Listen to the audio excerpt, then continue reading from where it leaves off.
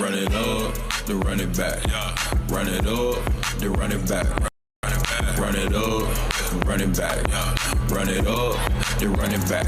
Well, we have finally gotten to the end, ladies and gentlemen. The regular season is behind us, and now we look ahead to the playoffs. This is Run It Back. My name's Michelle. We've got Chandler. We've got Lou Will.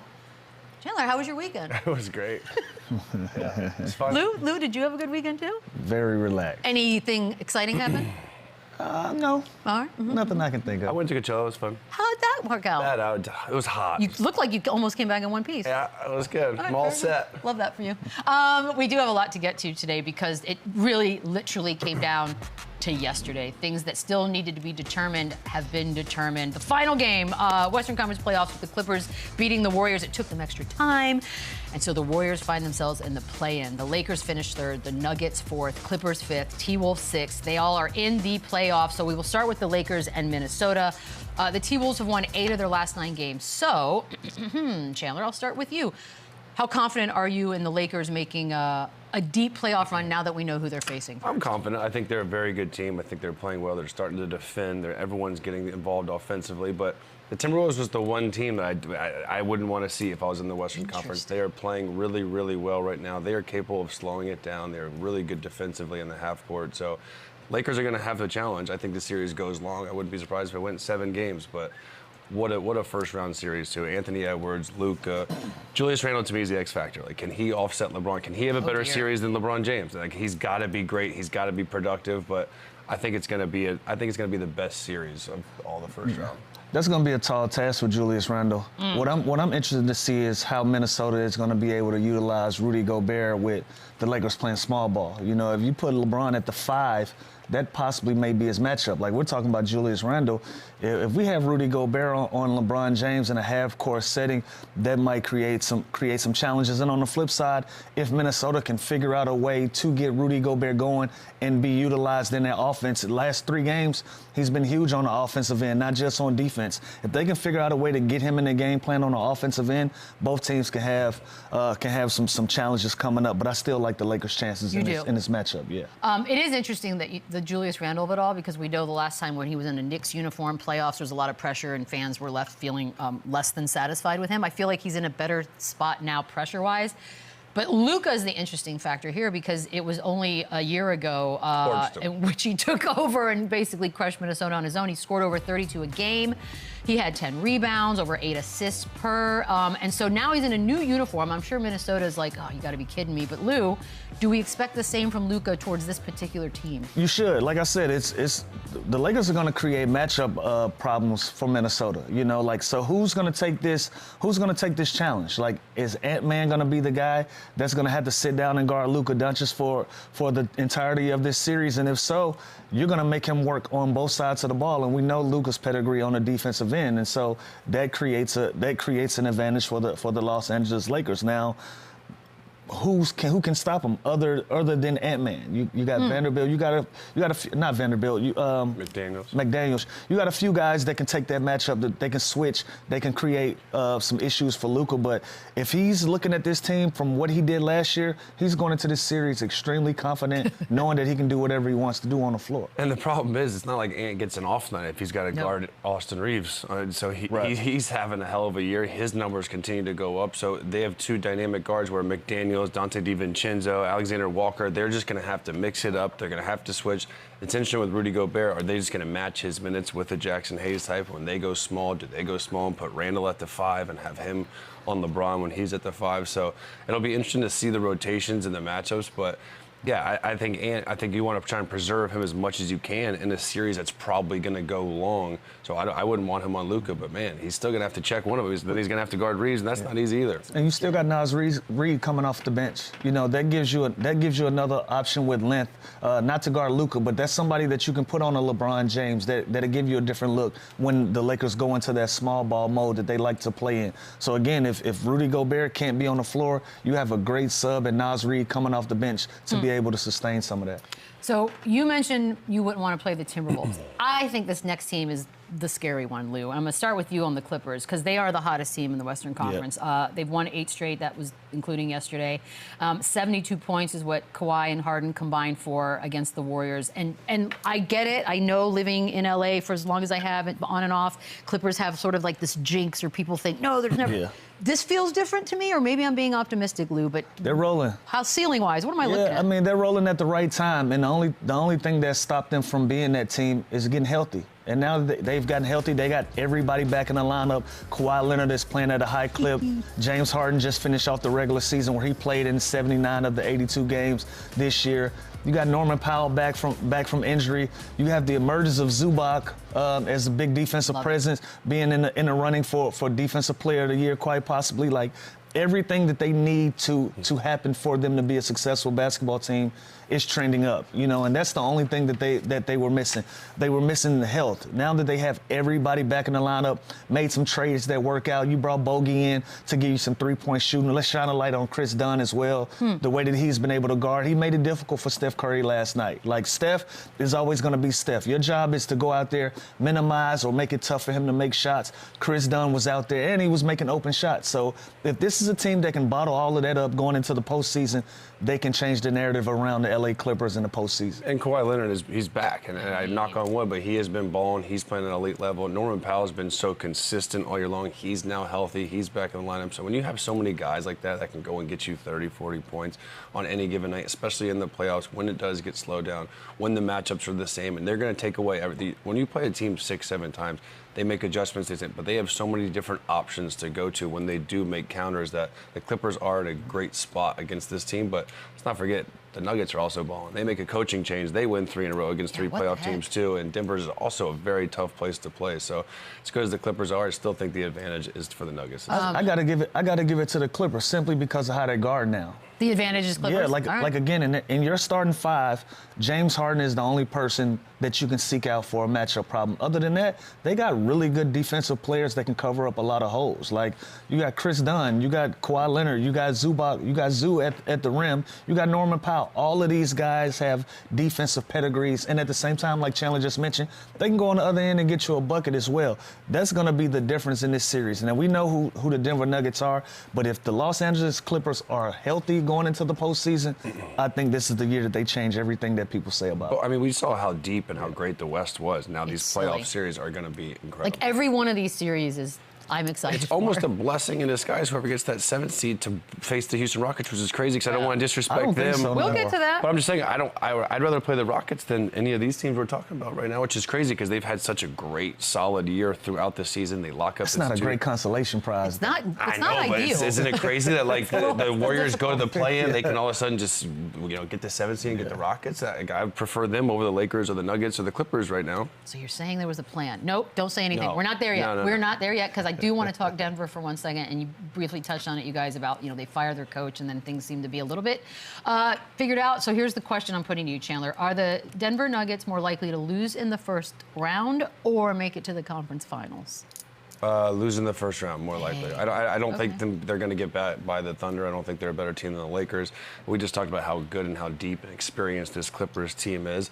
That being said, I'm still picking them to win this series, but to get out of the West and to go that deep is unlikely. But they look good. The last 3 games, they make the adjustment. They look at the exact jolt that they were talking about that they needed. Jamal Murray's back in the lineup.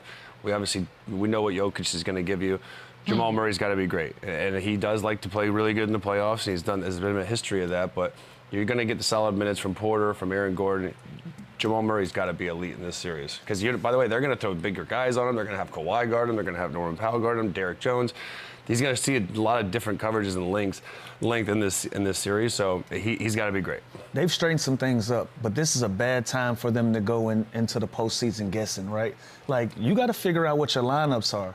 Who are you going to go into this thing? Is it Russell Westbrook or is it going to be the young kid Pickett? Like, you have to figure out who are the 7 to 8 guys that we're going to trust out there on the floor to go win us a series. Like, this is no time to be tinkering with lineups, trying to figure things out. And this is a Denver Nuggets team that we're used to them having all of these things situated. And so with the timing of everything that's going on, firing your coach 2 weeks ago, still kind of tinkering with lineups, playing against a team that's figured it out already in the Clippers, I don't know. That just creates some challenges for us in Denver that we haven't seen before from. And obviously them. there was the big story of Pickett starting and Westbrook not playing as many minutes and developing. That was this week. I know, it feels like forever. But now the playoff series against the Clippers, against these other vet guys, if I'm Adelman, I'm going with Westbrook. Like he's. So we're starting back. So we're starting back from square one. And in a playoff series, I'm sorry, I'm trusting Russell Westbrook, a first ballot Hall of Famer, more than a Pickett. Because you can tweak if you have to. And again, yeah, you're gonna space it out. You're gonna get Pickett. You can start Pickett, but I feel like to close a game, to close a series, I'm going with Russell Westbrook. I mean, isn't coaching where you adapt and figure it out? So 100%.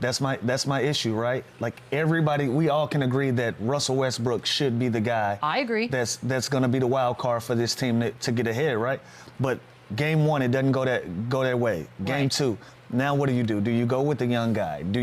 What do you do? So these are questions that the Denver Nuggets have that we've never heard from them before. When you have another team on the other side that wants to get some get back on Denver. Denver has been a team that's dominated the Clippers in the playoffs, including even when I played for them.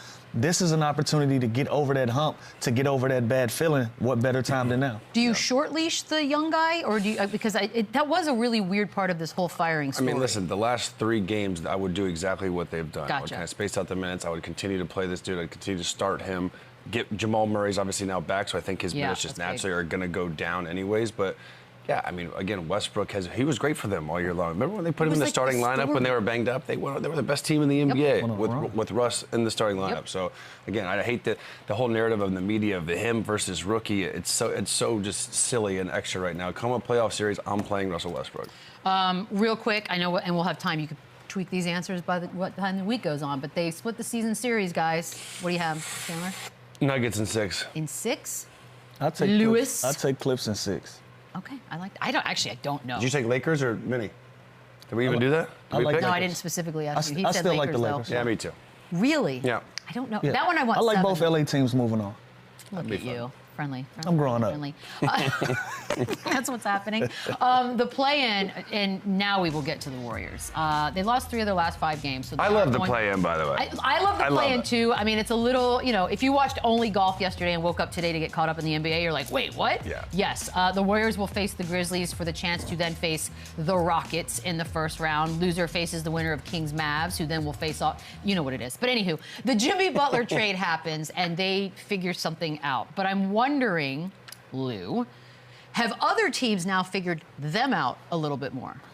Yeah, I think this goes back to what Steve Kerr said earlier in the season.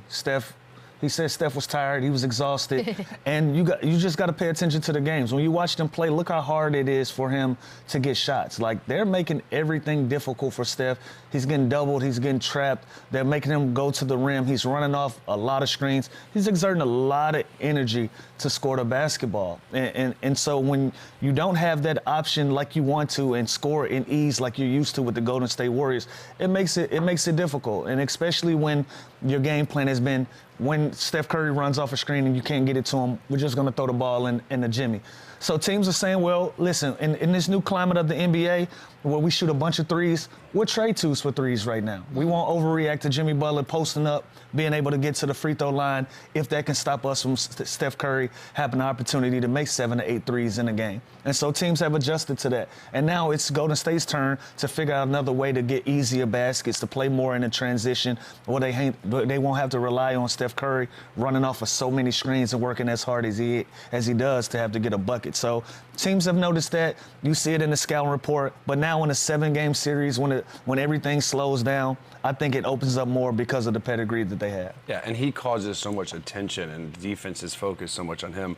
Guys like Moody and Podziemski, who's been great lately, they're going to get open looks. So in a playoff series, when everyone's watched, can they make 45, 50% of their threes in the series to offset the double teams and the traps that Steph Curry's getting? They're a much better team without Jimmy Butler. That is undeniable. They were good. They've struggled as of late. They are so much better defensively. They got better defensive. Draymond Green is going to win Defensive Player of the Year because Jimmy Butler went there and their team got way better defensively. Any man offensively. And he's great defensively, but this team is much better offensively, defensively. They're a better overall team with Jimmy Jimmy Butler. So I can't sit here and say teams figured him out. I think they're going to have to make some adjustments on the fly, how Steph is getting guarded. But the other guys got to step up. Kuminga's got to be good. These other guys Quentin Post is going to see some minutes too. They never really had a pick and pop center like him. He's been awesome. So it's going to have to be a collective effort for them. Well, that's the beauty of experience, I suppose, in their favor. Speaking of Memphis, by the way, real quick, they've lost 6 of their last 10, and you know, they've done this before. They faced the Warriors in a play-in a few years ago on the road. They beat them. But they also feel, now word's not broken. How about off? Memphis feels a little off right now. That's appropriate. Right? It's like the Denver. They just fired their coach. It was kind of a shock. I mean, you hear great things about this dude now, and now what do they do, and how do they respond? And again, I think John Morant. There's all all this distraction and stuff with him. Can he go and be the best player on the floor in this game and get it done? It's one game to get the Houston Rockets. Crazy. You kidding me? Like I'm telling you. And again, I don't want to disrespect the Houston Rockets, but that is the youngest, most inexperienced team that's got home court advantage in this playoffs, other than the Thunder, obviously, but. This is a blessing in disguise for me to win this game, get the 7th seed, and have to face the Rockets in the first round. The one thing that they have going for them is the Golden State Warriors absolutely hate the play-in. They're 0-3 in the play-in. They're yet to win it. Are they? Oh, it's 0-3. They're yet to win a game in the play-in. Like, this isn't their thing. So if there's one opportunity to catch Golden State slipping since 2021, this is going to be the time. And everything that you've gone through, from firing your coach, from everything with Ja Morant and this basketball team that people enjoy criticizing, this is your one opportunity to kind of clean that up and move forward. And again, not to harp on Houston. You win this game, you get the Rockets. You lose this game, you have to win a game to get the Thunder, who are by far the best team in the West. Right. Like, you have to win this game. You have to win this game. By the way, shout out Harrison Barnes. He really, really had some poetic justice on his side last week. So it's kind of crazy it came down to that. You can't laugh at the Spurs, You know guys. what we've probably learned this year? We might have to chill on the load management a little bit. Now that all of these games have come down to literally one game and half games, now teams are going to start having to figure out, listen, when we're in game 20, 25, these things matter. So we might have to kind of chill out on the load management as much. You think the league office is like, oh, I hope they figured that out finally. Like, and by the way, that's how important it is for Rockets, for the Thunder, to lock up those seeds early on and not even have to deal with the drama of this last week. So let me ask you this. Let's jump into the spots of the Rockets, right? Because now we know whoever wins this one game will then face the Rockets in the first round. So if you're Houston, Lou, are you hoping Memphis wins this thing? Yeah, the obvious pick is going to be Memphis. Like, nobody wants to see Steph Curry motivated at that, you know, and that's no slight to the Grizzlies. Like, both of these teams are in the position they're in for a reason. But if you got to pick one, you don't want to see the Golden State Warriors and Steph Curry coming down. Like, before these last couple of weeks, there was a team that was in a really good run. They've had some bad breaks that didn't go their way. But other than that, they went on an 18-2 run with Jimmy Butler before these last couple of weeks. You know, that's a scary, scary sight to see, especially when you're in a play-in position, and then that's going to be the team that you get rewarded with for being in second place. That's a scary sight to see. So if they had to come down to picking one of these teams, I'm thinking the obvious pick would be the Memphis Grizzlies, the team that's lost 6 out of their last 10. Yeah, 100%. You want the Grizzlies. I mean, it seems like a no-brainer, which makes me feel like we're jinxing something. But by the way, again, even with this series, no matter who wins this game, this series is going to be awesome, and I wouldn't be surprised if this series went 6 or 7 games. Whoever plays Houston? Whoever it is, this whole thing is great. There's another playing game. It's Dallas, and it's Sacramento. The Kings beat Dallas in all of their games this season, 3 of those. So, Chandler, take me through this one. I think they beat them one more time. I think Dallas, without Kyrie Irving, they have a huge hole to get out of. Anthony Davis, we don't know how, if he's completely healthy or not. They just went through so much stuff this year. And the Kings right now are playing so good. DeRozan is rolling. Zach LaVine is rolling. Sabonis. They're just a better team. They're a deeper team. I think they get this game. Gotta agree, 1,000%. Like, I won't even make it difficult. I just think they're the healthier team. They're poised to win this basketball game. You know, they're at home, and the Mavs just been banged up all year. I don't think they have enough manpower to get over that hill.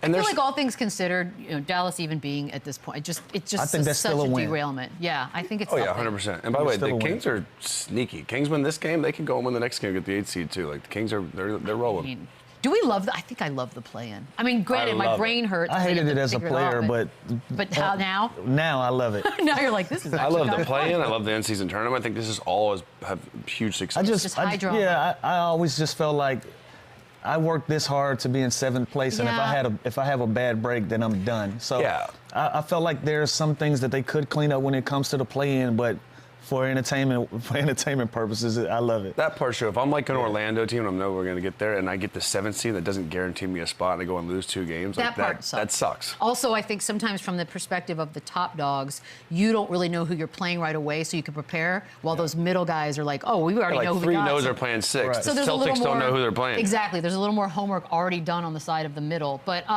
okay, we got the seeding on the west side, so we now know that. Biggest threat to the Thunder just on a Monday, Lou. And again, you can tweak this as the week goes on. But who you got? Nobody? Not really. Come on, there's got to be somebody. Not left. I mean, even. I really do. I like the Clippers. I like the Lakers as well. But none of these teams give me the confidence to think that they can beat OKC in 7 games the way that they've played this year. You know. So again, a lot of these teams, we like the Clippers. They got guys that play on both ends of the floor. You like the Lakers with Luka and Bron matched up in the way that they go about it. But other than that, they've been the best team in the West by far this year. Yeah. I'd be tripping if I sit up here and say that I think somebody's going to give them a real challenge right now. Yeah, they're the deepest, they're the best, they're the most consistent. I think the Lakers and the Nuggets, present the most challenge. The Clippers, whoever wins that series. Is that an experience thing? It's an experience thing. They're deep. They're Jokic, to me, he's the best player in the world. I don't want to have to face that guy in the playoffs, seen him 7 times, but that's the Thunder. If you gave me a choice right now, the Thunder or the field, I'm taking the Thunder. It's weird. There's just like, I don't know, maybe I'm trying to be the smart person in the room where I'm like, I don't know, guys. I think somebody, and I can't wrap my head around. It feels like it's their year, too. Like you just want to guess, right? We're just guessing at this point. All right, we got to take a quick break. That's the Western Conference. When we come back, we will tackle the Eastern Conference. Run it up, run it back. Run it up, run it back. All right, so the East is here. We already know that the Knicks did not win a single game against Boston or Cleveland, but they, of course, do get that 3 seed because the Pacers lost to the Magic on Friday. Pacers get the 4 seed, Bucks in the 5, Pistons in the 6. And so we start there with Pistons-Knicks first round. We wanted this. We hoped for it. We manifested it. And, Lou, now we're getting it. How confident are you that New York will beat Detroit first round? I think New York gets out of the first round. I think it's going to be a battle, though. I think this thing is going to go 6 to 7 games. And the reason I say that is, you know, the Knicks, they hear the talk. They hear everybody talking about them not being able to beat top teams. But the great thing about the playoffs is it's one series at a time. You can't look too far ahead. You got to stay focused on the opponent that you have in front of you. And they're the favorites. They're the favorites to beat the Detroit Pistons. I think the only thing that's working against Detroit for me that don't give me confidence to think that they can get past the Knicks, they got a little bit of that just happy to be here energy right now. You think so? Just a little bit. Interesting. Yeah, just a little bit. I think this is a hard-nosed basketball team. They're coached well, obviously. Them enjoying to mix it up and embracing that bad boy culture. All of those things are going to work in their favor. But again, you got some young guys there that went from a 14-game win season last year to 44 this year. Crazy. That's a win in itself. So are they greedy? Like, are they hungry to get past somebody and really make a real stink in the playoffs? Or are they going to hang their hats and say, hey, we had a great season we got here. We'll worry about next year. We'll start looking ahead, and we're just happy to be here. That's going to be my only concern with the Detroit Pistons.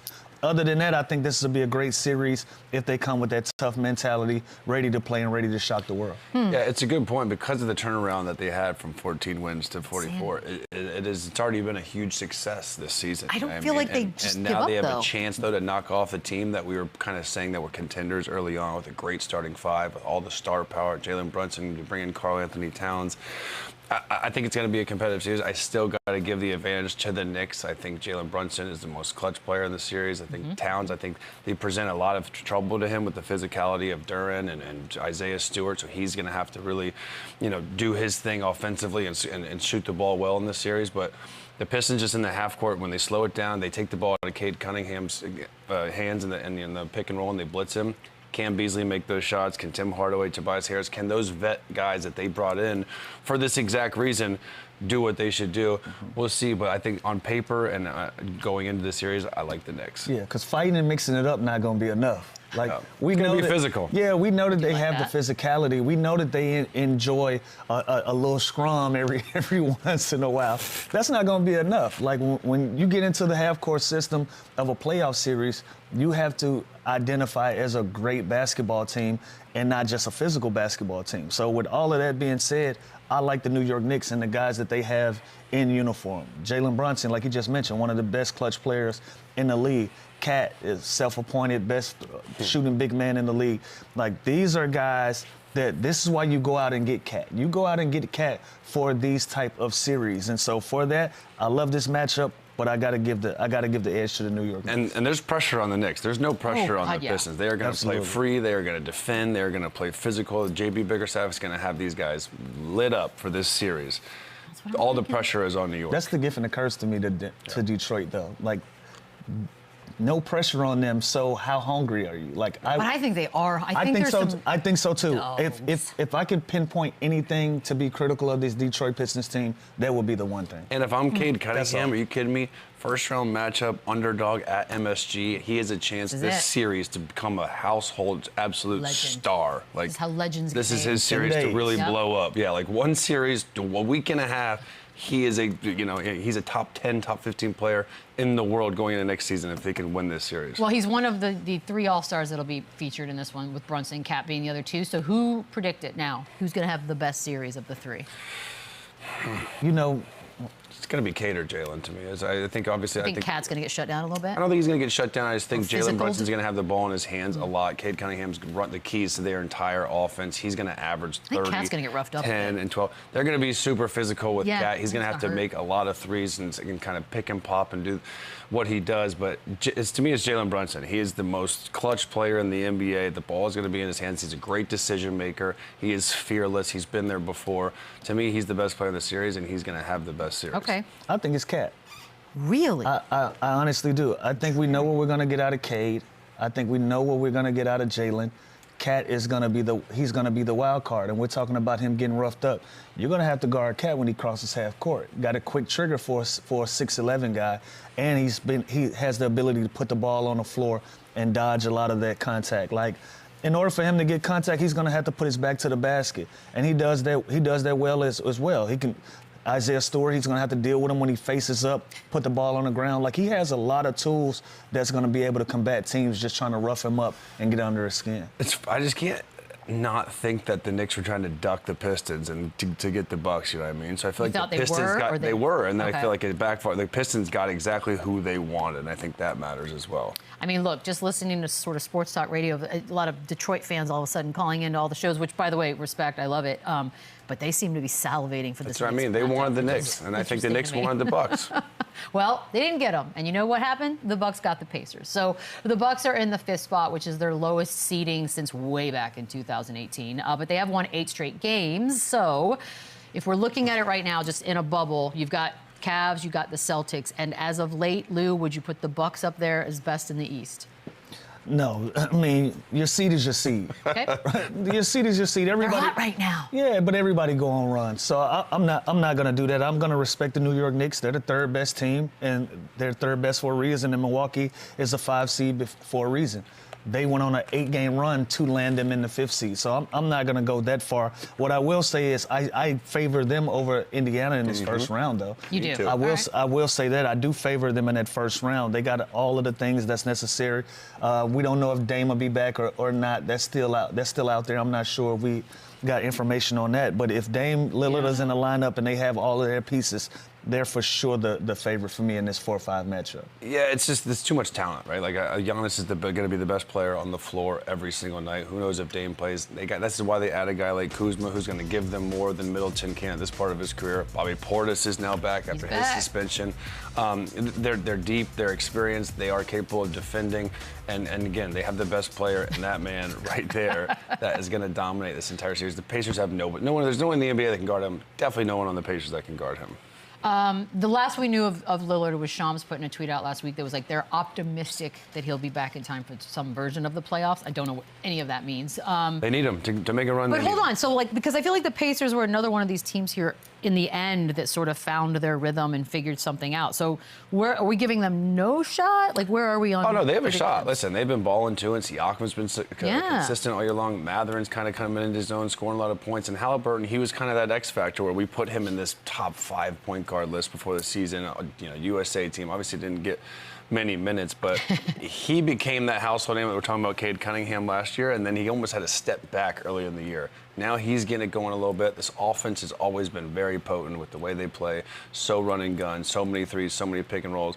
They got guys like Naismith and Nimhard that they can beat you in a lot of ways too, but it's just the early struggles to me has like stuck with me for some reason on this team, and I feel like Milwaukee is better.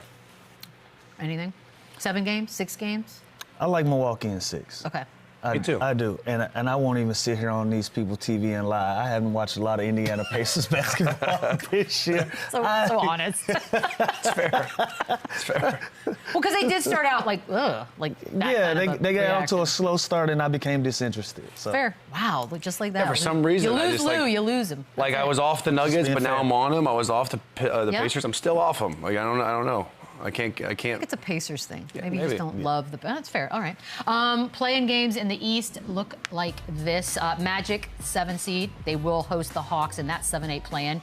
They've split their series this season. The Bulls host the Heat. I mean, we've seen this one before. In the 9-10, it'll be the Heat's 3rd time in the play-in, and they've beaten the Bulls both those other times. So What, man? let's start with the Magic. What was that? This is what's tough to me about the play-in. That's not right. Think about the Western Conference. The Warriors are chomping at the bit to win this game to get the Rockets. The Magic win this game, they got to go play the Celtics. Does it feel not fair? Yeah, it's just like the Magic were such a good team early on. They were doomed with injuries. Wagner goes out, Paolo goes out, Jalen Suggs is still out, and now they fall to a 7th seed, and they're kind of somewhat healthy now. They're still missing some pieces, but then they get the Celtics, so the 8th seed almost has a more favorable matchup. It's just unlucky So then how it worked out. Then don't.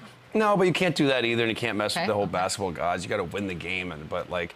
By the way, you're it's already just- jumping ahead that they've won the game. So we're not giving the Hawks any. The Hawks have a chance. Okay. Are you kidding me? Big I'm chance. never writing off Trae Young. Yeah. I was going to ask you, Paolo or Trey. You got to pick one. Yeesh. I know. And one game, Yeah. Trae Young. Okay. I like that. Big stage. I like this. Big stage. Like the I dude, like he's gonna You be got aggressive. You got the same talking points. I watched Trae Young slay the dragon in New York. Yeah. So that Orlando? sunshine down in Orlando, they might listen. Orlando is doing a good thing. Don't wake Trae Young up.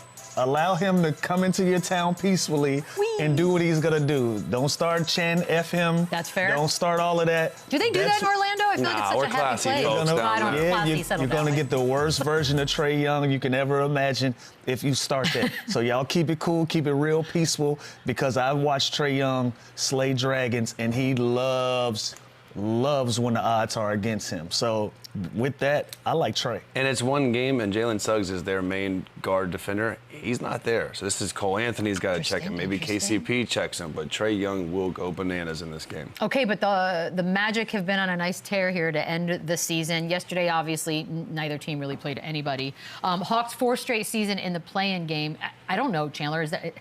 Is there an advantage to having done this now 4 times? I mean, I think maybe you could be more comfortable in an elimination game, almost the March Madness kind of feel. They're young, but no, I don't think there's necessarily an advantage. I think Suggs being out is going to hurt the Magic just in this game in general. But Paolo's great, Wagner's great. Like they have enough, and I think whoever loses this game also just beats the next 2 teams anyways and gets the 8 seed, which could actually help them. But it's going to be a fun game. Let me ask you this. We already know that, somebody has to play the Celtics. Now, the Celtics are also looking at this. Would you rather face the Magic or the Hawks if you're the Celtics, Lou? I don't think it matters to the Doesn't Celtics. seem like I'd rather face the Magic, though. Yeah, Really? Yeah. Trae Young has done this before. He has knocked off these so teams. it's all Trae out of a centric. play-in. He's turned the play-in into it. Went to the Garden and put But them what to about a bed. series? Doesn't matter. Celtics are going to beat whoever wins. God, that's not very exciting if you put it like that. It is what it is. It's factual. Just trying to get excited about this. Fine. All right, then let's look at the Bulls and the Heat. Weirdly enough, the Bulls have won all 3 of their games against. They got losing records against both of these teams, though. Okay. Who, the Celtics? The Celtics do. Stop. 1 and does it 2 mean versus nothing? Magic, 1 and 2 versus ATL. Is that just them taking their foot off the gas? I mean, it is play. I feel like Is it there something there? What we thinking, Chandler? Nothing there. It's a long season. Can we You guys make aren't it going to go 82-0. They're going to lose games. Look, I was trying to find it for you. I know, we're trying to make it exciting. Let's pretend we have to make this game watchable or this series watchable. I would it's rather gonna- watch the Hawks. Yeah, me okay. too. Oh, Wow. You really? Your hometown Orlando Magic? It's just, and I love Mose. I love what they're doing. They're a couple pieces away. And again, when they were healthy, this team was a lock to be a 60. And then they literally, all three of their best players within went out. Weeks of like it. the same week. Brutal. It was nuts. It was rough. But this isn't like a pan. This has been a great season. They're building something good here. This is like there's always next year type of mentality for Orlando. That's fair. I'll give you that. Look, we know that the Heat have taken care of business in the play-in in years past, specifically against Chicago, but we also know Jimmy Butler's not there anymore, and the Bulls have beaten Miami all 3 times this season. Lou, could this be the year Chicago gets it done? I think so. I think Chicago is in a great run. They've had a good year against the Miami Heat. And again, when we talk about some of these teams that you're just unsure of, Miami still gives you that feeling with Jimmy Butler being gone. Even though they have Bam Adebayo, the year that Tyler Hero has had, I still like the Chicago Bulls just based on the way that they've been playing. Upbeat, up-tempo, look like they're all connected. They've gotten over the fact that Levine is gone, and they just play basketball the way that it should be played in Chicago, and for that I'm gonna give them the edge. They've been fun lately. Yeah, I agree. And you know who's been awesome for them? Josh Giddey. Exactly. He's averaging 15, 8, and 7 on the season. He's got a much bigger role now. He's got a great opportunity. They got off him for nothing. They got rid of him, and again, I think what's happening over here? What's happening? I don't know. I'm just watching Lou's face. I'm just listening, bro. I'm just saying he's had a great year, and Oklahoma City basically just gave him away. Like, so I think he's stepped up. I think that there's other things that all had to be done. That had to end. He's balling. Yeah, he's figured something out there. And they have Vucevic down low. Kobe White's been fantastic all year long. So I think I got to give it. They're also 3-0 against them. It's one game. The Heat have been through so much up and down and so much hoopla this year. Weirdly, I feel like this game, I know, think of it what you want. It's the 9-10 plan, but I think this is going to be a fun game to watch. Like, legitimately, say what you want about records and all that, but I think it's actually going to be a compelling game. You good with that? I'm down for it. Shirley's good. Billy Donovan, college coach, very similar format here, one and done. Give me the Bulls. All right, we are going to take another stretch. I know, I like what you're doing. That's how you write a script.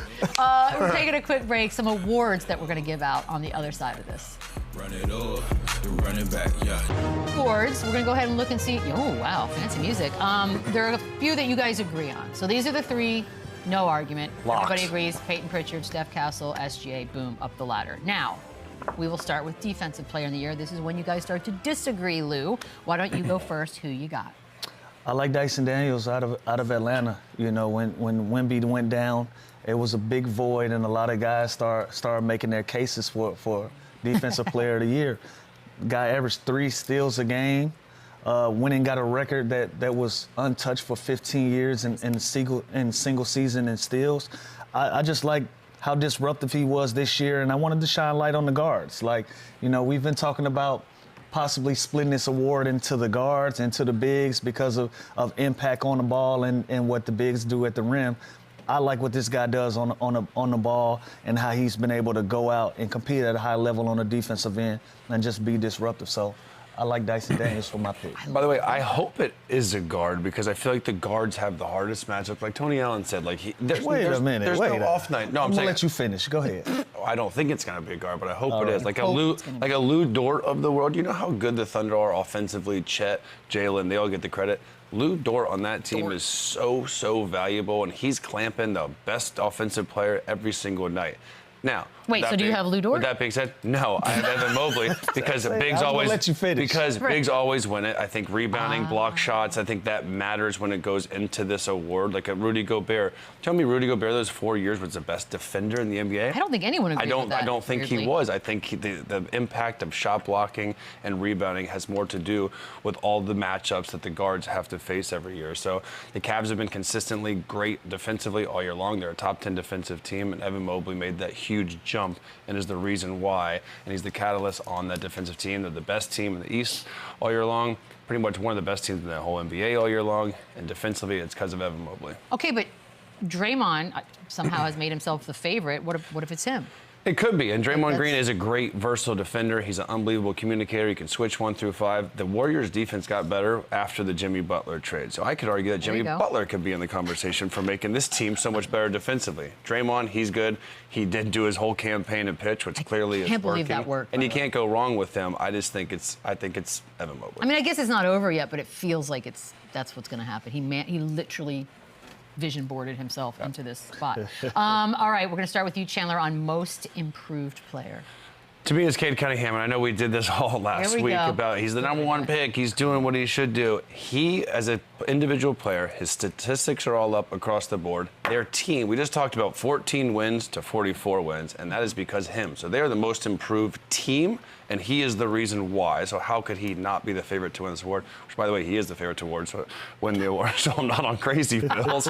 He's unbelievable. He has turned himself into a household name. We just talked about he's got a chance to go and knock the Knicks off. He's so versatile. I saw him take a guard down in the post last game and do a lefty jump hook like a center. Like the dude can do it all. Does that play? No, I'm just saying he's That's what made him win He's efficient. the award. He's efficient, Lou, and he's gonna win the award. All right, well, let's talk efficient. I'm going to go with Lou on I like Ivica Zubac. There we go. You got to give me Zucci Mane. Now that's a Zucci Mane's having a career year. That's a real improvement. And he's not supposed to be that guy. Yeah, averaging a double-double. Dry. His name is also in the defensive GMs. Look, his name is also in the defensive player of the year running. Like, he's been one of those guys that has made a tremendous jump from last year to this year, and a big part of what kept the Clippers afloat this year with everybody dealing with injuries in and out of the lineup. He was the one consistent. So that's a real improvement. Like, Cade Cunningham is like, he's an all-star level guy. So if he's going from averaging 21 points to 25 points, how much of an improvement is that really? Like, you expect him to do those type of things. So, but we've already... Like, if the award was most improved team, yeah, it's a no-brainer. like possibly of all time. Like, that's what I'm just saying. Like, yeah, I think certain caliber of players shouldn't even qualify for the most improved. But that's no slight to Cade Cunningham. Like, but again, if you give him an award, is this an award that he actually even wants? Probably not. Like, he's going to be All-NBA. You think he cares about most improved? Exactly. So with that in the if way... anything, he's going to be like, ugh. Yeah, so if a certain caliber of player feels like that about the award, why even allow them to qualify? Give it to somebody else. And so Ivica Zubac is my pick. I just don't think we should knock him for being great his whole life. Not knocking no, him. but I'm saying, but you are, because we're saying, oh, he's just doing what he's doing. He's doing it better than he did last year, and his team is Okay, but if Adele wins one year and then it's like, no, you already had the beautiful comeback voice. artist of the you year. just made another great record. Like, right, like the record was Beyonce better. can't be comeback artist of the year. Yeah, it's not going to happen. But you know what's weird about it, Lou, is I already know who his coach of the year is, and so based on that logic, you make no sense. But we're going to start with Lou on coach of the year first, and then we're going to get to Chandler. So Lou, who you got? Coach of the year for me is going to be Kenny Atkinson, and based on the coaching change with the Cleveland Cavaliers, that changed everything that we knew about the Cleveland Cavaliers from last year to this year. And Kenny is a big part of that. They had a historical season with wins. What they were able to do in the Eastern Conference shocked a lot of people. Like, we knew that they were going to be a good basketball team, but we didn't think they were going to be the best in the East by the wide margin that they were. And a lot of that is due to coaching. So I know where you're going to go with your coaching pick, but Kenny Atkinson is the guy for me. Go ahead.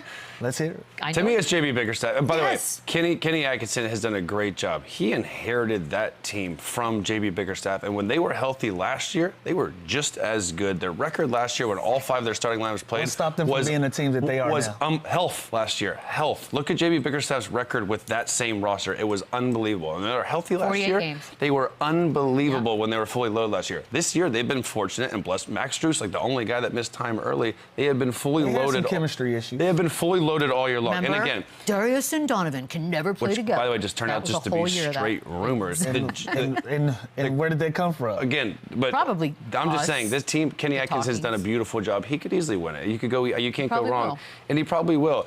I am just saying, when you look at the jump historically, what this agree with Pistons team's doing.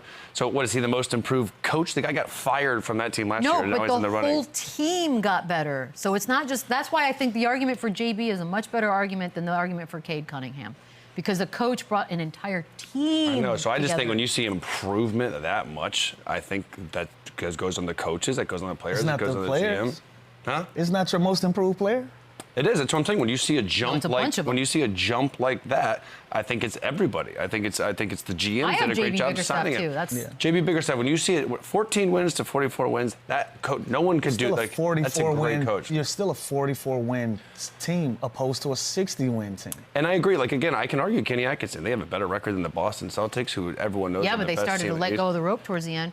They did, and I think that kind of gave JB Bickerstaff hope to win this award, but good, guys. again, you can't go you wrong. You can afford to let go of the rope. It's just crazy to me that the coach that replaced this coach. Nothing's going to happen. The coach that got fired and the coach that replaced him, they're both like top 2 and Oh, I think it's like poetic. You could also go Dagnall here with what he's doing in Oklahoma City. But he won last year. Even throw JJ Redick in there. Yeah, there's a lot of great There's a lot of great coaches that did that thing this year. We're going to take a very quick break. We're going to do a little all NBA on the other side. Run it up, then run it back. All right, so the All NBA awards are here. You guys agree on 4, so this is very, very easy. Boom, boom, boom. You got all these guys, but now we need the 5th spot. So Lou, who's your 5th? First team All NBA. Oh man, Did you forget? I did forget. He wears 23. I had LeBron. There it is. I gave it to LeBron for the longevity, the season that he's having. I had him pegged for second team at first, but as the year went on, he got better and he got better and he got better. So I put him on my first team. LeBron is my pick. Mine's Donovan Mitchell. Again, they're the #1 seed. They're the #1 team. He's been consistent all year long. He missed only 9 or 10 games, averaging 24, 5, and 5. I think so. These rewards, a lot of the time, the winning matters. Again, which Kenny Atkinson, that's going to help him. They're the best team in the East. That's probably why he's going to win the Coach of the Year. If their record wasn't so great, I think there's other guys that would be on this, but you got to reward winning. So Donovan Mitchell's somebody has to represent. They were interchangeable. Donovan Mitchell and LeBron were interchangeable for me from first and second team. Okay, all right. Well, that's good because now we have the second team. Chandler, you're going to be up first on your All NBA second team. Okay, I got Cade Cunningham, I got Anthony Edwards, I got Steph Curry, I got LeBron, and I got Karl Anthony Towns. I don't like how you got to do the guards and the bigs. I wish you could just do the 5 best players. Positionless. I agree. I don't love that you have to do this, but I think all of these guys are worthy. Honestly, I could argue that Cade Cunningham should be first team just with what he's done with that team. Yeah, but whose spot would he take? That's what's yeah. So I don't know. It's tough, but I think all these guys had great years. They've been consistent. They've been healthy. Do we agree on these? Yeah, all the way. To a point. Majority, yeah. My second team was Donovan Mitchell, Cade Cunningham, Steph Curry, Alperen Sengun, and Evan Mobley. I mixed it up a little bit, but I thought Sengun was worthy of being in there, and Evan Mobley as well for the impacts that they had on their team. Anthony Edwards was also in the running for me. He kind of got in a little tricky spot with positions, but you know that's where I went with my second. Yeah, I mean you kind of do. You should have a Rocket represented on one of these, right? Yeah. Just given if we're doing all that. Okay, then. Chandler, you want to give me your third? Yeah, so a Rocket. I put Sengun on third team. And you know what's nice, too? Remember last year we were like, are they going to work? Or Jalen Green and Sengun? They're the second seed in the Western Conference. So it's safe to say that worked, and he's had a great year. I feel like we're wrong a lot when, as media, we're like, is this even going to work? He was the all-star this year. He's a stud. Mobley, again, he's in the hunt for Defensive Player of the Year. Jalen Williams, again, are we going to reward winning? Like he's been the second best player on this team all year long. James Harden, wow, consistent at his age. And Jalen Brunson just met the qualifications to get in there. So that's right. Team. Yeah, I forgot about he literally played the last game to qualify. He literally did. You're right. And Jaylen Brown missed it by like a game or something. Yeah. Pretty close. I got Jalen Brunson and Edwards, Jalen Williams, Cat, and Domantas Sabonis. Sabonis with a shout out. Sabonis. What made you do that? Well, I originally had Jaylen Brown in there, but he didn't qualify for games, so I went with Sabonis. Not a bad pick. It's not a bad pick. I feel like the Kings in general, we just don't ever really give them anything at this point. Yeah. All right. Anybody, you both left off Jaren Jackson Jr. and Tyrese Halliburton, so I find that a little bit interesting, but nothing to be read into too much. Again, I think with the position-wise and then the game, it kind of changes everything. Change that. All right, that does it for us on a Monday. Tomorrow, we got games tomorrow. We got Darius Garland as well. He'll be chilling. He'll help us look at the games ahead. Have a good one. Run it back, yeah. Run it up, then run it back, yeah.